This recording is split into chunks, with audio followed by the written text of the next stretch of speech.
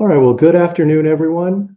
I'd like to welcome you to this official launch event for the book, A Music Transcription Method, written by Dr. Andreas Häberlin and published by Routledge.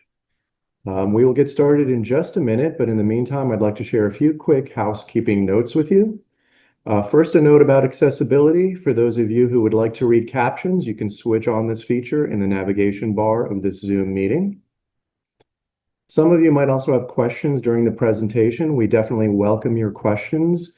There is a Q&A button on the bottom of your Zoom screen, and you can use that to post your questions, and we will have a dedicated time at the end of the session to get to those questions and have a Q&A period during the session. Please also note that this webinar is being recorded, but all attendees will remain anonymous. Now I'd like to introduce our presenter and author of the book. As a practitioner in his field, he recently celebrated his first Broadway credit with Boop, the musical. His work in the motion picture industry includes music department credits for How to Train Your Dragon, Umbrella Academy, and the Mark Twain Prize. He frequently supports the projects of music producer David Foster, music director Michael Bearden, and contemporary band Snarky Puppy. He holds a Master of Music in Film Scoring from the Berklee College of Music and a Doctor of Education from St. Thomas University in Miami, Florida. He is an adjunct instructor in our DCMA department at the Halmos College of Arts and Sciences here at Nova Southeastern University. Please join me in welcoming Dr. Andreas Häberlin.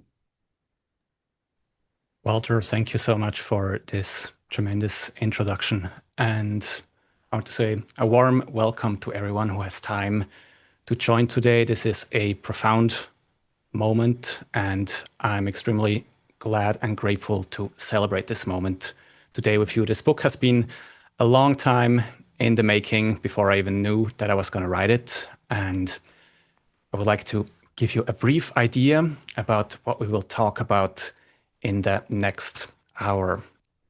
And there is going to be a first block, content block. I would like to speak and spend a few minutes on why this book now, why did I write this book, what is the purpose of it today, where did this journey start? Then I'd like to look at a second content block and speak about the method in brief. So what is this book made of? What do the chapters talk about?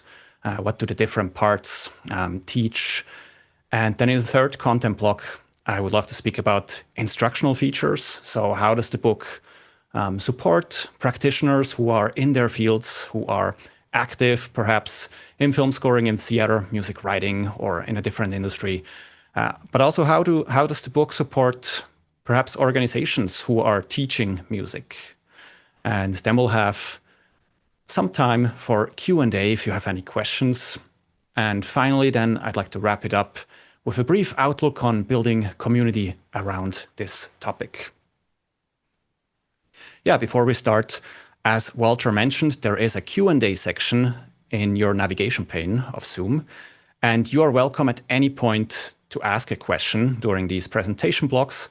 If it is a subject question about the book or about the topic, we will most likely get to it at the time of the Q&A section.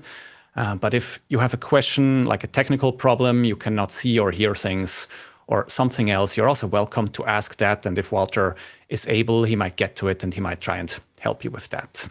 Great. Why this book now? And this is a full circle moment that I'd like to explain to everyone. And when I started out with this craft, it must have been 20 or so years ago, maybe more.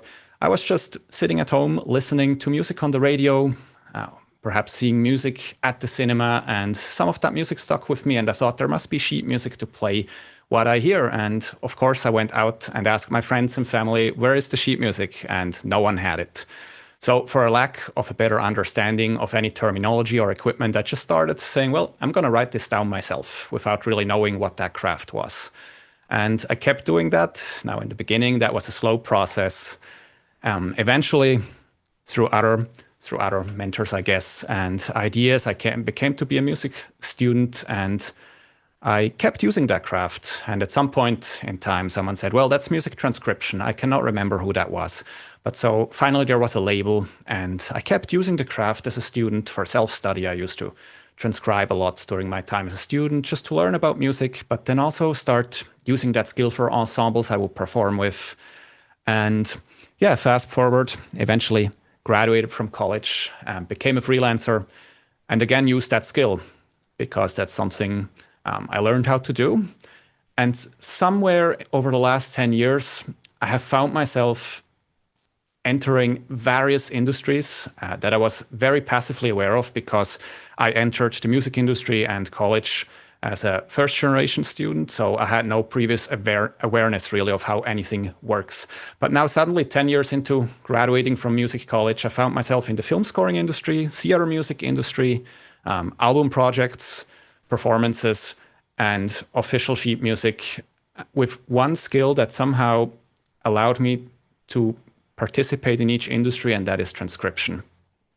I want to look at a second slide here. So we're coming to this topic of entering the industry as a practitioner. And I would say, regardless of transcription, I probably tried everything at least once in the music industry. I have performed to pay the bills. I have created some music to pay the bills. I have produced, which is a recent chapter that has started, which is an exciting chapter. I have spent quite a bit of time as a music educator, and I've also spent quite a bit of time in engraving and copyist work, which is on the sheet music side of the music industry. And perhaps along the lines of many years of mileage and discovery, I would say that there are some common skill sets that these different avenues of practitioners have.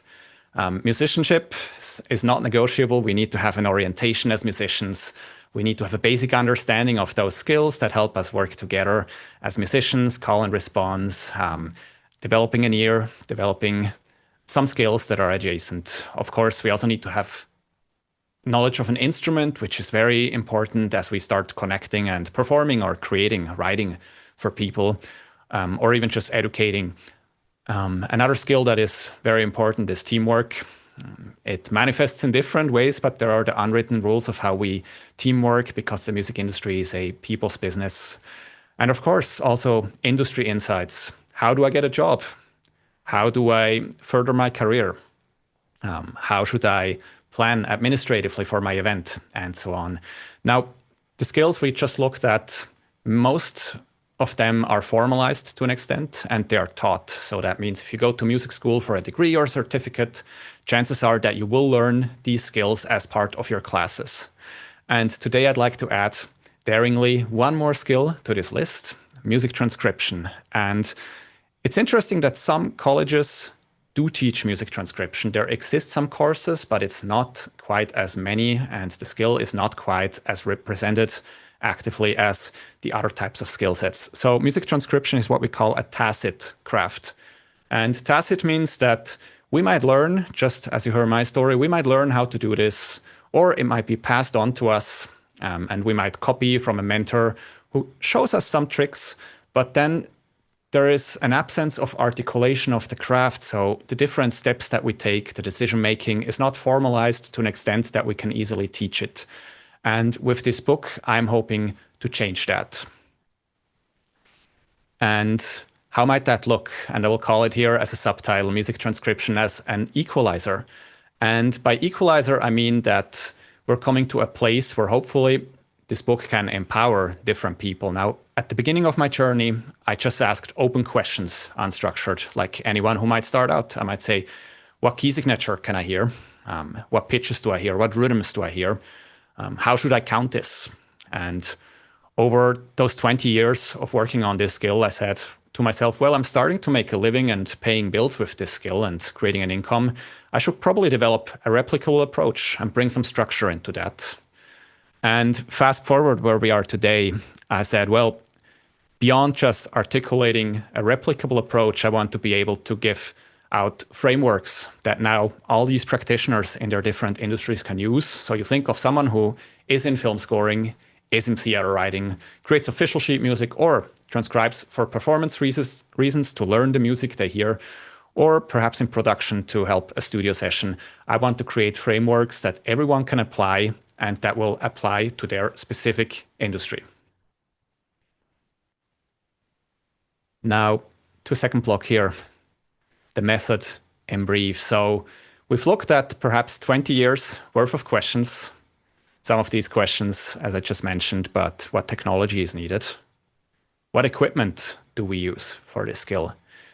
What are some prerequisites? Perhaps speaking to ear training, speaking to, again, technology equipment.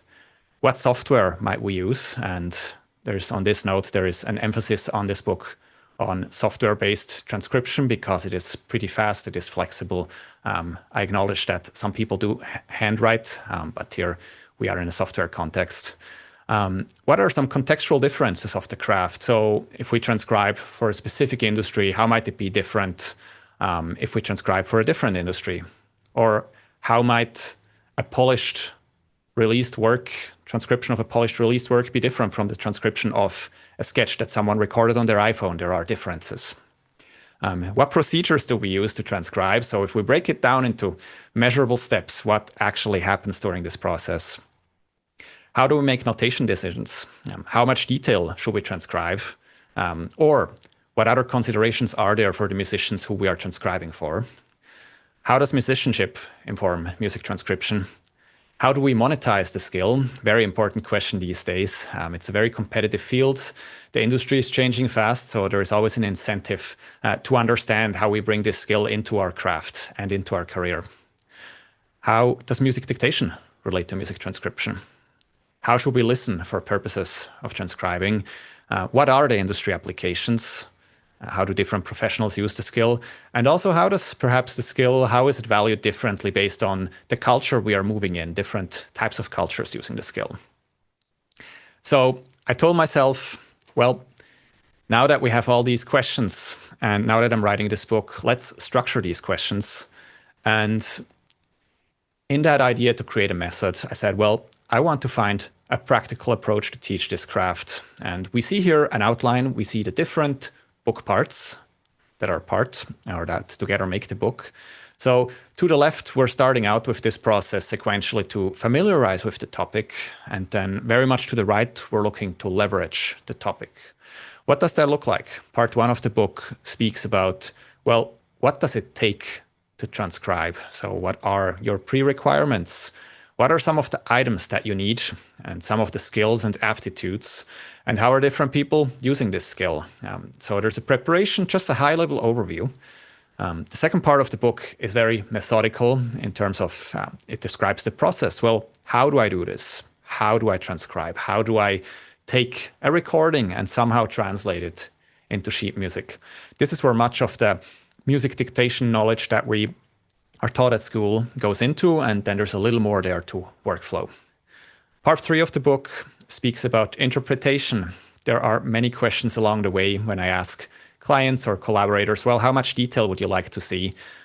What kind of elements would you like to see? And they don't always have a clear picture. And interpretation here speaks to that topic. It says, how does this craft work in my case and situation for the project perhaps I'm just working on right now? And chapter 4, which I lovingly framed to many contributors to the book, how do I make money with this craft? But let's see it more generally. How do I leverage this craft for my own purpose, for my journey in music? I want to spend a few minutes for each part here and just break down the chapters just to get you an overview. So now we are in part 1 of the book. Field introduction. How is the skill applied? The field introduction chapter is the first one. It really just breaks down how different practitioners use this skill. We have arrangers, orchestrators, composers perhaps. We also have music educators. We have performers. So this first chapter really just breaks down for everyone how the skill is applied commonly, what are very common uses. And then we're also looking at adjacent research fields. There is music information retrieval, which is concerned with machine learning, AI, and how technology could help us automate some steps of the process. So that field is briefly spoken about. Another adjacent field is ethnomusicology, which is a subfield of musicology, which is concerned to an extent with transcribing recordings and then analyzing them for musicological purposes. And chapter 2 speaks on analytical listening, and there are many ways that we, as musicians or hobbyists or just a general audience, listen to music. We might sit in a restaurant and we just hear music in the background and it is for entertainment. We might go to a concert. We might relate to the artist on stage or the act on stage. We might listen to the lyrics. Many people listen to the lyrics and the meaning of the lyrics behind a song. These are all ways of listening, and transcription goes into a very specific area of listening. And chapter 2 breaks down how that, what kind of listening we need to use to really identify what we hear on the recording, perhaps hear some hidden aspects of the recording, and then also how do we listen to it for transcription purposes.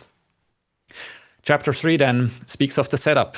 And it was funny, when I started out, I had a piano on one floor of the house and the computer where I notated on the other floor. So I listened to the music on the computer, then I ran to the different floor, referenced some pitches, and ran back to the computer to notate these. And that was obviously, in retrospect, not an ideal approach, but that's where I started. And with this chapter here, Transcription Setup, I'm trying to speak about which components can help you make the most out of that experience. And there is some notation software involved. There are some listening devices like headphones involved, playback devices, which include digital audio workstations and a software called Transcribe, and just a few more peripherals that we use to really enter and control all these environments. Chapter 2, and this is where it gets interesting. I allocated part 2. I allocated 4 chapters to this part just to have a brief focus on this. And we're looking here at outline, which speaks to how we meter, how we find the first global parameters in the recording. So this could mean anything, any parameters that apply to the entire recording that we are transcribing. And the outline has a profound impact on how the sheet music will look later on. Then foundational layers here speak much to the traditional music dictation part. Well, we need to hear pitches, we need to hear rhythms. Perhaps we're hearing some harmony and we need to find the pitches of a played chord, or perhaps we're hearing some percussion elements and we are now transcribing that basic information, so rhythm and pitch. And chapter 5 borrows much from that classroom music dictation, but extends that and says, well, here are different aspects of music that we are transcribing. Then as we move further into chapters 6, dependent layers, we are speaking of details, or perhaps the icing on the cake that follows once we have pitches and rhythm notated. So there might be dynamics to a specific section, and it's not always formalized that we transcribe dynamics or that we actively listen during music dictation and transcribe, but it is very important. Then there might be accentuation. So certain notes might be played with a little more emphasis than others, or they might be played a little shorter. Or perhaps some notes could be summarized as an ornament, like a trill or any other ornaments, grace notes or similar ones, arpeggios that you might hear. So chapter 6 here speaks about secondary ideas, or just more detail that is added to the basics of pitch and rhythm. Then we get to chapter 7. It's a very formal title, Process Variants. So this here speaks about different ways that we apply the process. So some transcription happens based on a finalized recording. So we have one track that we are listening to. It's one file. That is very common for general listening purposes. General audiences will almost always listen to a single track with the full recording. But then if you go to film scoring or sometimes musical theater or other recording projects, you might receive stem sessions. You might receive several audio files and perhaps some MIDI files that together make up the recording. And although the steps of extracting the information are conceptually the same, there are some differences in exactly what we have to do to look at these individual stems and extract the information. And chapter 7 breaks that down. Chapter 7 also speaks about reductions. Sometimes we listen to a huge orchestral recording, but we're not looking to transcribe the entire orchestra. We're just looking to create a piano reduction that we then can use in a rehearsal. And chapter 7 also breaks that one down. Okay, part 3 of the book, and I have, let me see, a few more minutes left here. Yeah, a few more minutes to be on this part. Music notation, This chapter provides a general outlook how much music notation detail is appropriate. And this can drastically change based on who the musicians are who will play the music. So some of us might have a huge reading background. We might enjoy reading note by note everything that's written.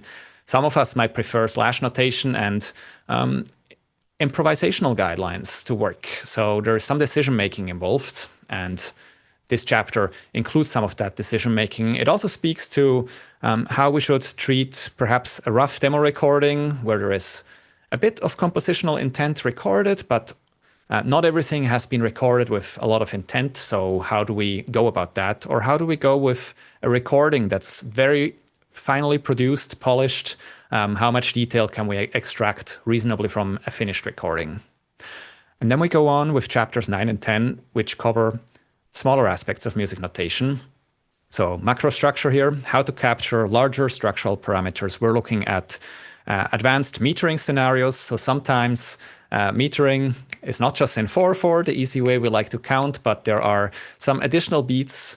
And if we don't catch them, they will shift our counting in the music, and then suddenly the counting and the stressed beats in the recording misalign, and then everything becomes more difficult to read. So that chapter speaks a little bit about how to keep metering aligned with an ideal way of counting. It also speaks about form labeling. How do different industries label the form in music? How does that translate to rehearsal marks, and so on. And then microstructure here speaks about how to capture smaller details. Now, there's something called perhaps articulation shading. So we're looking at the degree of articulation or detail that we should add to a recording or to a transcription. So if we hear a note that's accentuated, to what extent should we differentiate between that note and other notes? How much detail should go in? Also speaks a little bit about the dynamics in that way. Yeah. Then chapter 11, orchestration, is one of my favorites. Speaks to the way we analyze different sound sources. You might be listening, you might be familiar with a certain style. Perhaps you're a composer who is familiar with orchestral music. And then suddenly you are asked to transcribe a pop song, and you're hearing some instruments and you're just not sure what they are. Let's find out what they are. Let's put a name to those sources. And this chapter gives you some ideas on how to do that, some practical ideas based on like primary sources, but also some secondary sources that you can look at. And then one very important topic in orchestration, which is much under-discussed, I have found, is the intersection between dynamics and timbre, or the color of the sound that we hear. Dynamics, if they go louder, also change the timbre of acoustic and amplified instruments. And how do we capture that nuance or that connection as practitioners in our field? So there's a bit of guidance on that. And finally, yeah, I got to speed up a little. Part 4, I keep it to 3 chapters because I want the emphasis to be on parts 2 and 3. But part 4 really speaks to opportunities. Well, how is this craft relevant to different careers? So in a nutshell, that is arrangers, orchestrators who take existing music and develop it further. But also, how is it relevant to copyists who prepare sheet music, perhaps print it, make it look nice and practical for sessions. We speak a little bit about how to break into these industries, perhaps what portfolio can you use, how is opportunity created, or what are some avenues that hold promise. Yeah. Chapter 13, project management, might sound very business-like. It basically breaks down how we complete projects effectively. So we might be working with a client, an existing, a new client, or just with collaborators. How do we prioritize timelines to get everything done in time? Also, what kind of information do we need to find out about the project in the beginning to be able to estimate perhaps our rate or what we might charge for the project, but also how we allocate and how we work with collaborators to get everything done nicely.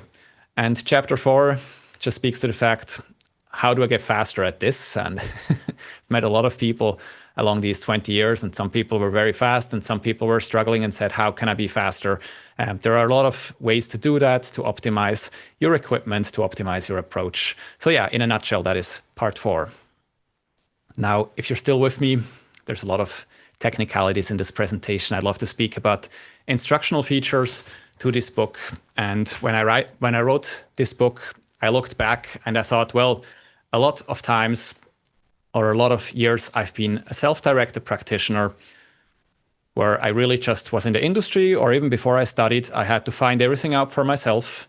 But then there were also a few years where I was guided by mentors in a formalized kind of study program. So I wanted to make sure that whatever I create is centered for both of these communities, for practitioners who are out there, they have graduated or they pursue the craft on their own, and for people who are currently in training.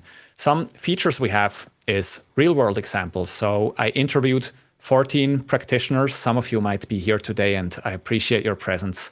I interviewed practitioners. I went as diverse as I could within my connections and a little beyond, just to get as many perspectives as possible on how this craft works in real life and what thoughts these practitioners might have.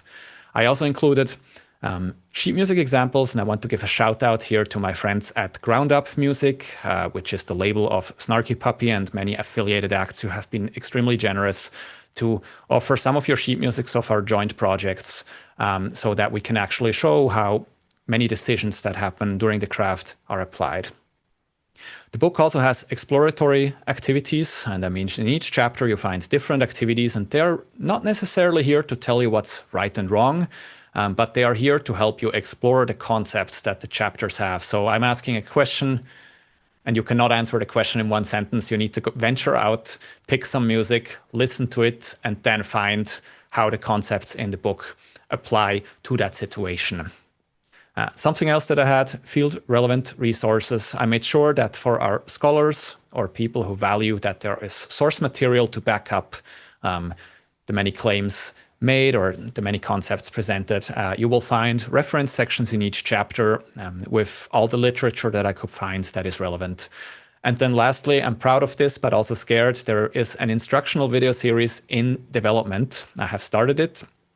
It is here to complement the many aspects that are theoretical in this book. So you read a lot of steps, but as a learning designer, I reckon that some people will relate well to text, and then others just need to see how this looks in the real world. And for that reason, I'm creating an instructional video series with an emphasis on software use so that everyone can see how all these concepts translate and how that looks. Here's something more. Modular outcomes by design. When I wrote this book, I held myself accountable. I said, I want to be able to tell everyone in one sentence what you will learn and walk away with if you complete this book. That is called the overall outcome. And the overall outcome is develop industry-relevant music transcription skills. Then I'm breaking that down. There are 4 book outcomes. Each of those relates to one of the book parts. And I'll just read these to you. The first one, pertaining to part 1 of the book, describe context and process foundations. Book outcome 2, analyze recorded music for transcriptions. Book outcome 3, evaluate contextual music notation decisions. And book part 4, build industry leverage. And all of these are here to help people relate and understand. So if you work through part 1 of the book, you will understand what you have worked on, and so on.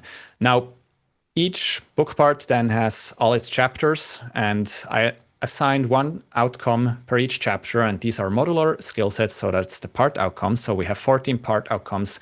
So if you work through chapter 1, you will walk away with a certain skill set if you go through the activities, and so on. And then within the chapters, there are smaller outcomes, applied skills, so you might just listen to music in a certain way and learn about that skill, or you might apply certain skills that are discussed in the chapter activities, and I want everyone to understand at any moment what you will learn.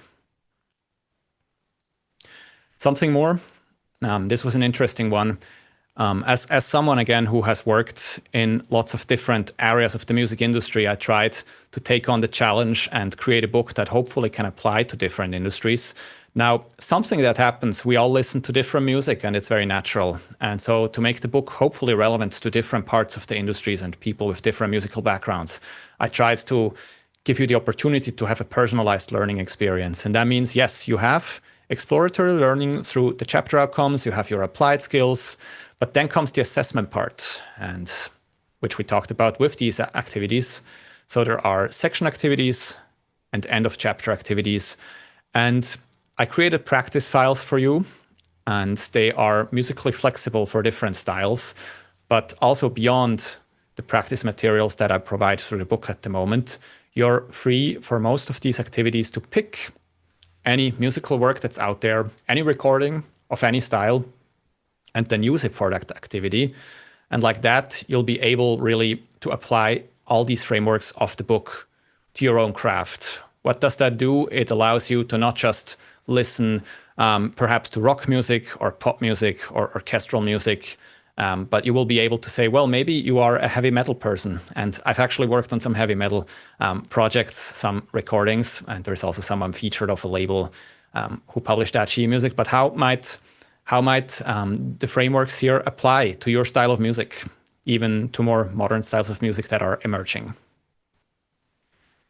And here is something more. Yeah, representation, a scholar practitioner approach. So as a first generation person who has also lived and worked on different continents, I will share with you that sometimes in the classroom and beyond, or in different industries, sometimes I have felt represented as a person and sometimes not. And it's very common for both scenarios to occur. But now as an educator, a cause close at heart is to make sure that when I create a publication, that different people, doesn't matter if it is different demographics or different industries, different parts of the world, that they are somehow represented. So to create a holistic perspective and modeling how all of these pieces might fit together. So in some ways, I have tried to create a holistic perspectives. These include the interview excerpts, which I have mentioned to you, lots of different phases. I've also gone outside my comfort zone to approach some people outside my circle to be able to create a more complete picture of how different cultures, different locations, different practitioners from different places relate to this craft. Same for sheet music examples. I have included diverse practitioners here. You will find scholarly publications because I want the scholars to feel represented and feel that there is scholarly substance to this publication. Now, some of us might also value industry publications, different types of sources, but practical publications that speak to how the craft has been used in certain parts of the industries. So I try to include all these narratives so that everyone, every group is represented in their way. And yeah, on the sides of industries that we talked about, film scoring, theater music, production, performance, and others, I've tried to diversify the narratives and the sources so to be inclusive and make everyone who is reading this book hopefully belong in one of these fields or several.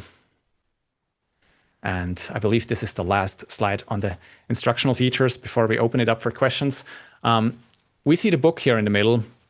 I created the book and its concepts and frameworks to hopefully be durable. And that means hopefully the book will be relevant, even if there is innovation in technology. I hope that it can be relevant for a few years, perhaps 5 to 10 years. But now on the left side, there is one type of companion material. I created practice files. These are available or should be available shortly on the Routledge Resource Center. Their longevity here is needs-based. That means I am developing these gradually. So I'm currently talking to a lot of educators, and I'm just trying to learn what kind of practice files are helpful. So I'm creating these needs-based, and these are just here to help people get started when they have activities in the book that they like to pursue. These are starting points for people to use. And then on the right side here is a different companion material collection. That is the companion website. I'm hosting this one myself. This one is made to cover evolving aspects. It's funny, I remember interviewing Greg from LA, and I believe you are on the call, and you mentioned to me the stem splitter pretty much 1 year ago. So the stem splitter is an innovative feature that helps us dissect recorded music a little bit more to make our lives easier hearing specific aspects, like specific sound sources, like a bass or drums. And at the time we had that interview, I was almost done with the book, so I was not going to go back and fix that. But there's a place where on this companion website where I do cover technological innovation, including innovation that makes our craft easier or streamlines some aspects. And that's the purpose here of the companion website. So it has the more timely concepts in here. There are also supplemental resources And I'm a big advocate for open access, which means that we get resources available free of cost for the bigger community. And I think it's very important to level the playground for all of us. So prevalently, all or almost all of the resources on the companion website are open access. That means if you're looking to learn about communities that empower each other or empower musicians, you will find some of these there curated. You will find some more guidance on music theory, ear training. There are some open access textbooks that I have linked. And then the instructional video series, which is in development, is also on the companion website. Great. Yes, that is it for the presentation block part. And I think we're doing well in time. Now, I would love to invite back Walter if you're here, and we might have received some questions in the Q&A section. And I would love to open it up to any questions that might have emerged. Yes, thank you so much. And congratulations on the book, by the way. I think I can see how this is so important for someone looking to get into this field. And, as you mentioned, there isn't a lot of guidance in the field. We do have some questions coming in. I will check those in a second. But I had a question. You touched a little, and you touched even just recently on the technology. I'm just curious how technology is changing the transcription business, like specifically. So is there technology that will take an audio recording and just kind of give you like a rough draft of the notation? Or on the other hand, are you handwriting notation, or do you play it on a keyboard and it just kind of prints it on a computer? So kind of the notation technology question. This is a great question, and there is much innovation happening right now. I have not checked, but we might have some people on the call actually today who are in this field, and music information retrieval is the technological side of the craft. Music information retrieval basically speaks to machines listening to the recording, analyzing these recordings, and then retrieving information. Some of this is notation-based. Some of it is music metadata that's not concerned with music notation, but there is one of those crafts. There has been a lot of innovation. I would say, and I described that in the book, that MIR, which we call it in short, the craft, it holds a lot of potential to streamline and perhaps automate some of these processes. I know that there exists some technology that has made significant advances. I do think that at the end of the day, what we still need, and people can correct me later on in their research papers, but if I'm wrong, but we still do need a human in charge who decides and makes the final decision if what is represented as music notation is quality. And that's because the stakes usually when we transcribe, imagine a film scoring session. For those of you who are familiar or not, you might have a 50-piece orchestra in front of yourself. You have notated sheet music and the computer helped you and there are mistakes. Now what's going to happen in a recording session is you have maybe 20 minutes of recording time for a dense queue of 3 to 4 minutes music.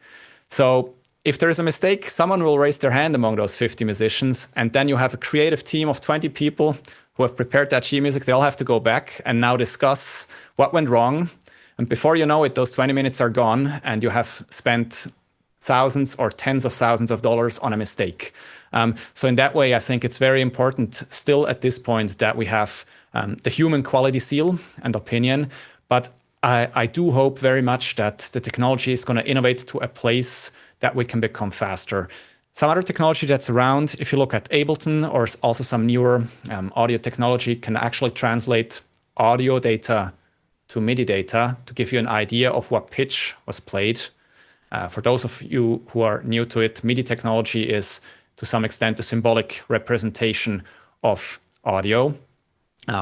So you get a better idea. I do believe there is innovation. Yep, it's coming. Interesting. Very interesting. Thank you.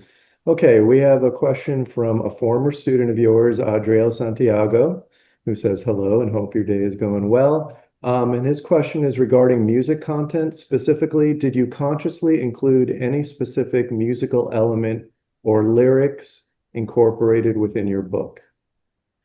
Yes, that's very interesting. I had the idea early on that we need excerpts because we're speaking about music and the craft itself is symbolic music notation, so I cannot get around without bringing anything. I'll tell you my decision frame here. I do not count the number of projects, but I've worked on a lot of projects bringing out official sheet music with recording artists. And so I have approached those people. And in some ways, it's nice because I approached people who released their music independently. That means they have a platform, they are well known and established, but their independent music does not necessarily have as much of a platform as the music they release with their bigger acts that they are part of. And I said, well, I would like, first of all, to feature our collaboration in that way. So I would love to feature a few bars of music from people I've worked with who are tremendous people, have tremendous music.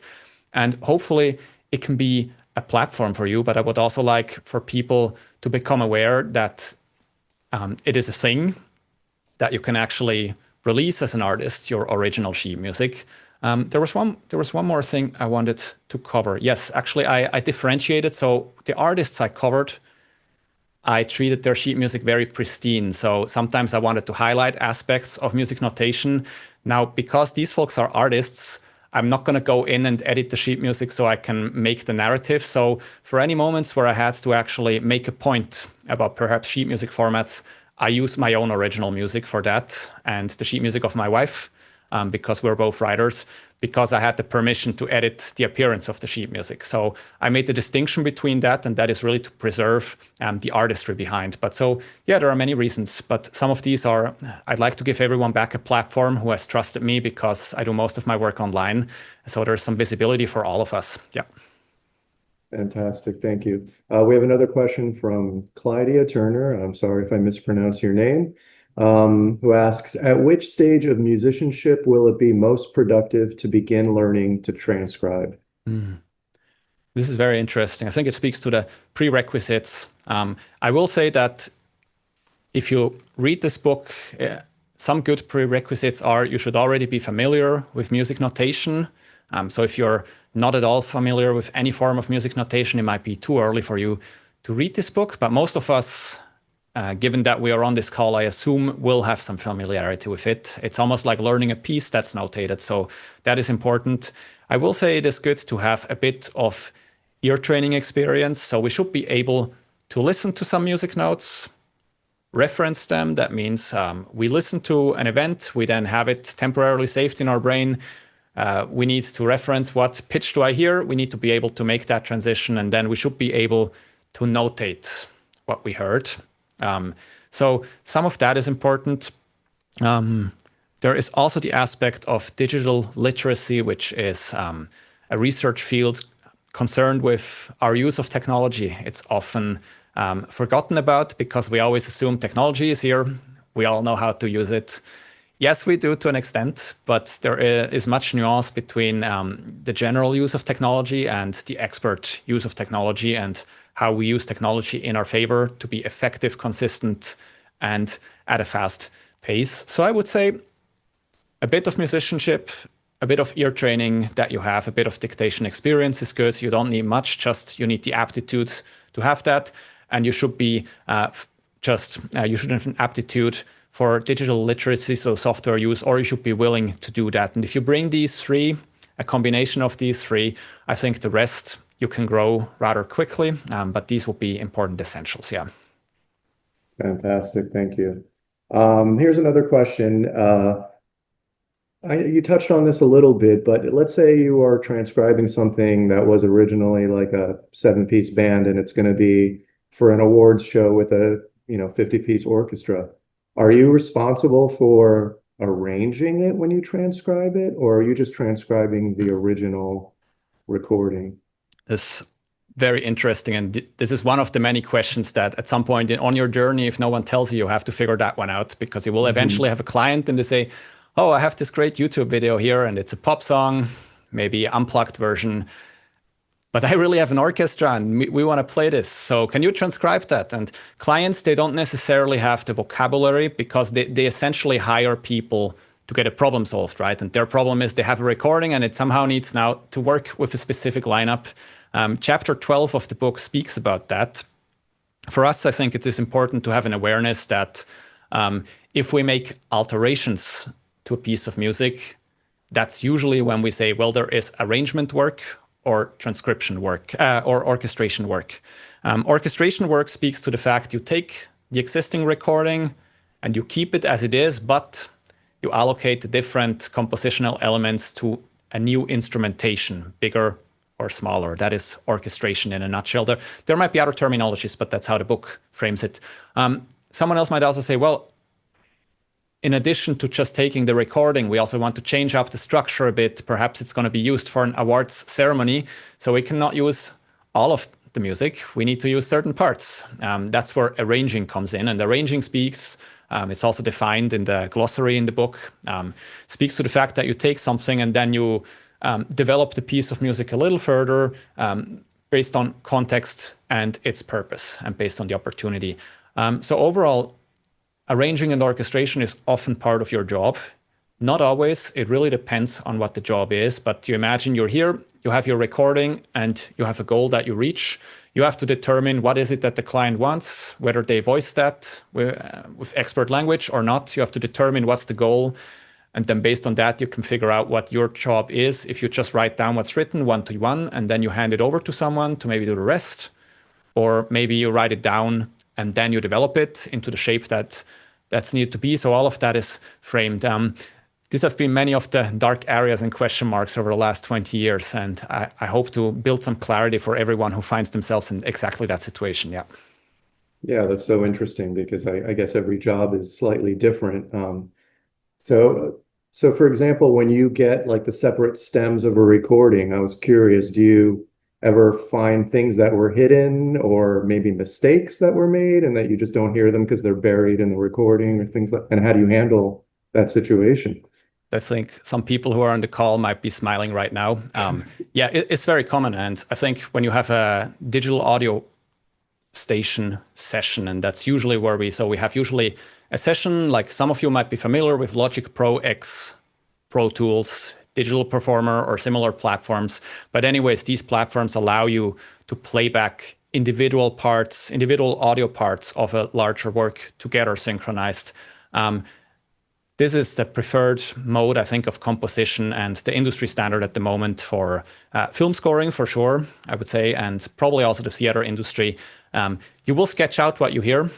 Now, mind you that timelines, whatever people think of timelines in the music industry, they are usually extremely tight, especially when you work on big productions. There are many hands involved and composers have to work very fast to develop their crafts.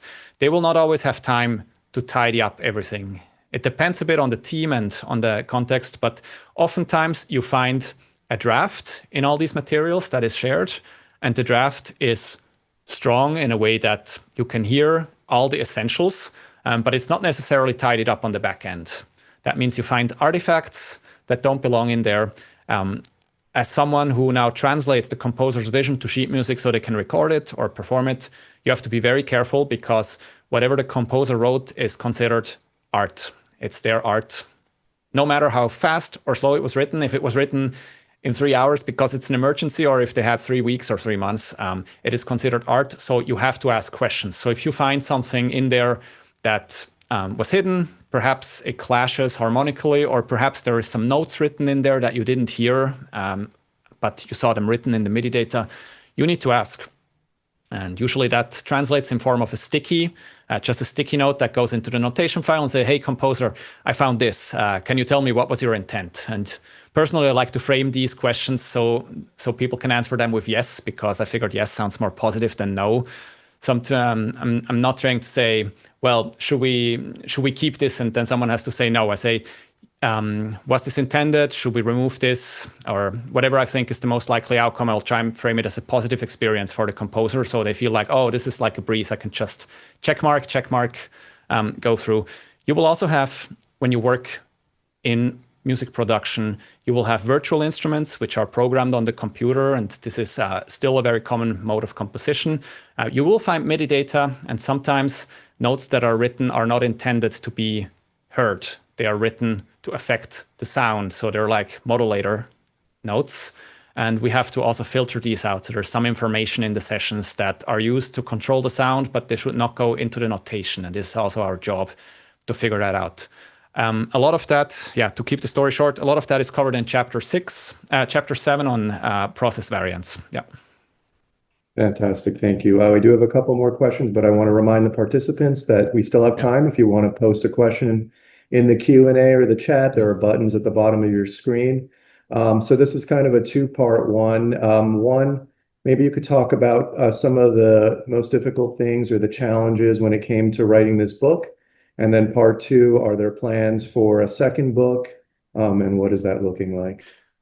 So sure, the most difficult parts. It's interesting that when you pursue a craft, it's the experience of using a craft and making a career with it or a living is one side, but then when you have to teach it, you might not be aware, but suddenly things turn around because you have to somehow be inclusive of a lot of different opinions, of different backgrounds, of different approaches. So I think something very difficult was just to turn this inside out and not just speak to truth and say, well, everything I say is true, but how can I frame the entire topic so the areas that I am certain are conveyed with certainty, but then I give you all the freedom to explore how the craft applies to your own journey as well. I spent probably 1 or 2 weeks in the beginning just formalizing the learning outcomes, which I showed to you and during the presentation. And that was just to make sure that whatever we learn applies as much as possible to different environments. The second question you said was about developing Are there content. plans for a second book? Yeah. Second book, yes, there are plans. It's very early. I will say that transcription is perhaps, it was my biggest shot, and that's why I used this topic or brought this topic up as my first book idea, and that's because I think I have the most credentials that had the highest success rate. So I went with that one. I thought I have enough mileage to share about this, and then my editors at some point shared that opinion, so we were lucky to make this happen. There will be a second book. It will probably be more on the side of my dissertation, which is on music distance learning. I cannot share extremely much detail yet, but the goal eventually will be to create an applied book. So that's not necessarily a monograph, which is an emanation of the dissertation, like in a scholarly book, but I would hope to create a practical book in that field. It's too early to frame it comprehensively, yeah. Sure.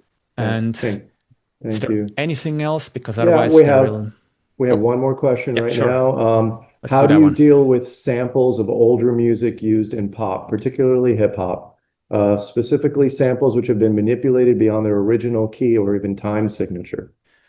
That's interesting. I think from an analysis point, we just try to hear. So if it makes sense to notate what we hear with an existing instrument, let's say we hear a drum beat and maybe it was tweaked, but it is discernible and we can hear it as a drum beat, I will try and notate that. If it is kind of an artistic sample that's not easily to be notated with an acoustic or with an amplified instrument, like those instruments that we actually play, perform, and are used to, then I might treat it as a sample and I will label it as such. Let me think. I think chapter 11 on orchestration also speaks on that, a little bit on synthesizers and samplers. And so if there really is something that is a sample in itself and it's very obvious, then I will label it as such. And there are some pointers to use that. Samples, if they have very complex rhythms, I might treat it as a single note instead and say, well, this sample is of a complex drum fill that you hear and it is tweaked, manipulated. Perhaps there are some audio processing effects applied to it to make it sound different. So I will try and shape those characteristics. And it speaks back to music notation rather than make it look complicated at all cost, which I had several years when I tried to do that, get every detail and nuance note by note. I would try and summarize it in a way that it is understandable to those people who will perform it or then use it further. Yeah. Fantastic. Thank you. Great. We might have, I would love to spend a few more minutes, unless there is something pressing, I would love to spend a few more minutes on community building, if that is okay. Yeah, go for Great. it. Now's the time. No more questions. So we'll go here and building community. So first, I want to express my gratitude. Some of you are on the call, but many of you have supported this book.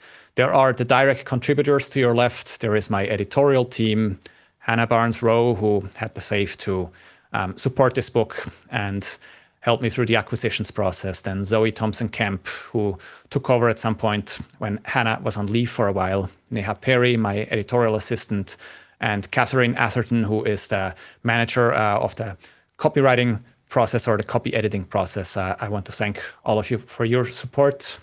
We have received a few endorsements that are in print on the book from friends and mentors.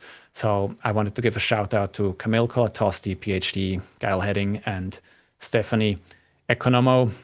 There are a lot more names below. I just want to speak to the categories, but you know who you are. The 14 interviewees who have helped enable the scope of this book. I thank you all for sharing your precious time and expertise. It has been tremendous to have you on. The donors of the sheet music examples, several of you who have also enabled and enhanced the scope of this book. I want to thank all of you very much.